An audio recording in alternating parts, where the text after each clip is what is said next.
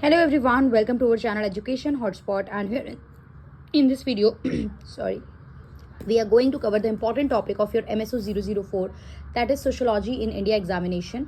मैं multiple time आपको बता चुकी हूँ कि इंपॉर्टेंट टॉपिक मैंने already YouTube as well as paid classes में अपलोड कर रखे हैं, तो वहाँ से आप कंटेंट को देख सकते हैं विद नोट्स कंटेंट वहाँ पे आपके पास अवेलेबल है. स्टिल यहाँ पे बहुत से स्टूडेंट इंपॉर्टेंट टॉपिक पूछ रहे हैं लास्ट मोमेंट के लिए क्या कवर किया जाए. आज आपका MSO 03 का एग्जाम है, मतलब एग्जाम दिया है आज आप लोगों ने. I hope that went well. MSO 1 और 3 का एग्जाम आप लोगों का अच्छा हुआ होगा.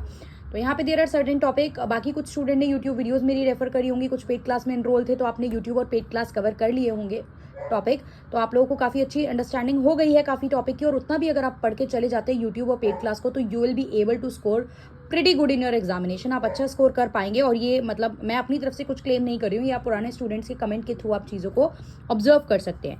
तो यहाँ पे टॉपिक की बात की जाए तो देखिए, social movement is a topic. Social movement का मीनिंग करना है, फीचर करने हैं, टाइप्स करनी है, old and new social movement के बीच में डिफ्रेंशिएशन करना है, राइट. देखिए मैं बहुत ज़्यादा वीडियो क्यों क्रिएट नहीं कर पा रही हूँ, क्योंकि इनमें से काफ़ी टॉपिक मैं ऑलरेडी कवर करा चुकी हूँ. And as I informed you about the personal responsibility कि my daughter is very small, she is just 1 month old, तो थोड़ा सा वहाँ पे टाइम चला जाता है और मैं कोई श्योरिटी या 100% कन्फर्मेशन नहीं दे पाती हूँ कि मैं आपको इतने टॉपिक रिवाइज करा दूंगी, या मैं इस बार लाइव क्लासेस भी नहीं ले पा रही हूँ. That is the only reason, right. So I hope you understand. And जो भी डाउट है आप मुझे कमेंट करेंगे, I try to resolve that. Next, family. Family का मीनिंग क्या है, फैमिली के फीचर्स क्या है, फैमिली के टाइप्स, कुछ पर्टिकुलर पर्सन्स के अकॉर्डिंग फैमिली की डेफिनेशन भी आप कोट करके लिख के आ सकते हैं अगर पूछा जाए फैमिली के बारे में. Why it is important. Marriage के टाइप्स क्या है, मैरिज के चेंजिंग पैटर्न किस तरीके से. देखिए फैमिली में भी आप करेंगे कि जॉइंट फैमिली सिस्टम किस तरीके से डिसइंटीग्रेट हो चुका है, राइट. आज न्यूक्लियर फैमिली हमें देखने को मिलती है. मैरिज में भी जो चेंजिंग पैटर्न है, पुराने पैटर्न से आज की डेट में काफ़ी सारी चीज़ें मैरिज के फॉर्म में, रूल्स में, रेगुलेशंस में, अप्रोचेज में, सोसाइटल फॉर्म में चेंज हो रही हैं, तो वो भी हमको कवर करना है. फिर how religion and politics are inter related, ये आपको करना है. How religion is dependent on politics, politics dependent on religion. आप डिटेल में बताएंगे कि दोनों का इंपैक्ट एक दूसरे पे क्या पड़ता है, कुछ एग्जाम्पल्स भी यहाँ पे बताएंगे. Emergence of sociology in India, किस तरीके से इंडिया में सोशोलॉजी इमर्ज हुई. हमें पता है कि इस सब्जेक्ट का जो ओरिजिन था वो इंडिया में नहीं था, right. August Comte father of sociology कहलाते हैं. तो French revolution, industrial revolution, commercial revolution, renaissance, ये सब रीजन थे इसके फॉर्मेशन के. लेकिन इंडिया में क्या रीजन था, इंडिया में किस तरीके से इमर्ज हुआ, कौन कौन से इनिशियल पाइनियर्स सोशोलॉजिस्ट और थिंकर थे, वो यहाँ पे हम बताएंगे. कास्ट को लेके बहुत सारे अलग अलग क्वेश्चन आ सकते हैं. तो पहले तो आप कास्ट स्ट्रक्चर को अच्छे से समझेंगे, कास्ट का मीनिंग समझेंगे, कास्ट के फीचर समझेंगे. फिर कास्ट को लेके ब्राह्मणिकल पर्सपेक्टिव क्या है, जीएस घुरे का व्यू क्या है कास्ट में, कास्ट के बारे में जो जीएस घुरे फीचर्स देते हैं वो आप अच्छे से करेंगे. अंबेडकर का व्यू क्या है, लोहिया का व्यू क्या है कास्ट पे. इनमें से कोई भी क्वेश्चन अलग से सोशोलॉजिस्ट या थिंकर के नेम से आपसे पूछ सकता है. मिडिल क्लास करना है. मिडिल क्लास के साथ यहाँ पे मैं एक और चीज यहाँ पे मेंशन कर देती हूँ, वर्किंग क्लास से भी क्वेश्चन आ सकता है, right. Middle class, working class का कंसेप्ट और इनका इमर्जेंस किस तरीके से हुआ, ये आप लोगों को देखना है. फिर एग्रेरियन सोशल स्ट्रक्चर क्या है, किस तरीके से इंडिया में इवॉल्व हुआ, ये हमें देखना है. कॉमन्स का क्या कंसेप्ट है और कॉमन्स का जो है वो ट्राइबल सोसाइटी में क्या रिलेवेंस है, ये मैंने ऑलरेडी ये टॉपिक कवर कराया हुआ है. अभी सुनने में समझ नहीं आ रहा होगा, बट मैंने ये टॉपिक कवर आप लोगों को कराया हुआ है.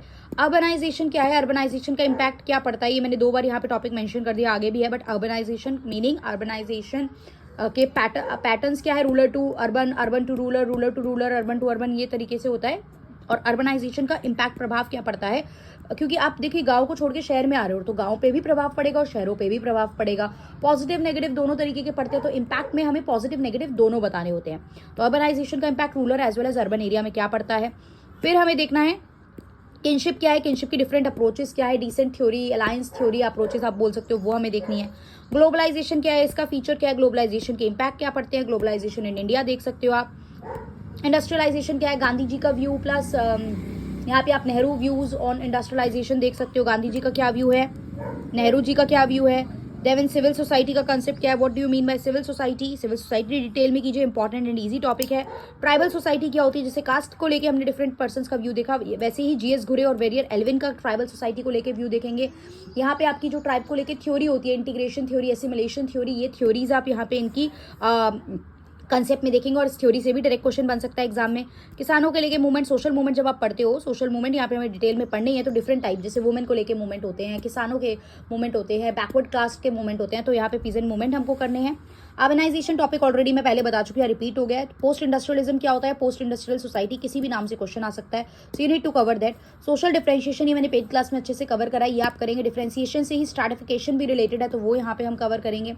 Cast, class and gender, how these 3 terms are inter related, सीधा सीधा क्वेश्चन मल्टीपल टाइम पूछा गया है. ग्लोबलाइजेशन, कल्चर एंड आइडेंटिटी कैसे रिलेटेड है, ये क्वेश्चन भी मल्टीपल टाइम पूछा गया है। माइग्रेशन के बारे में देखना है, माइग्रेशन का meaning, what are the factors जो माइग्रेशन को जिस वजह से माइग्रेशन होता है, पुश एंड पुल फैक्टर्स यहाँ पे होते हैं। माइग्रेशन के over the period of time changing pattern क्या है, पहले भी यहाँ पे माइग्रेशन होता था, इंडियंस जो थे वो अलग अलग कंट्रीज में, मतलब विद इन द कंट्री और आउटसाइड द कंट्री भी जा रहे थे काम को करने, वर्क की तलाश में अलग अलग जगह, कोई वर्कर का काम करने गया, कोई प्रोफेशनल काम करने गया, तो यहाँ पे उसके over the period of time changing pattern क्या है। दीज आर द टॉपिक जो अगर आप अभी तक आपने कुछ नहीं पढ़ा, आप ट्राई करो इसमें से जितने मैक्सिमम टॉपिक आप कर सकते हो। बाकी मैं उम्मीद कर रही हूँ अब तक आप लोग काफ़ी चीज़ें पढ़ चुके होंगे, और जो चैनल के साथ पहले से जुड़े स्टूडेंट हैं वो यूट्यूब और जो पेड क्लास में इनरोल है वो अपना सारा कंटेंट कवर कर चुके होंगे। इनकेस स्टिल आपको कोई प्रॉब्लम है then you can mention it in the comment box.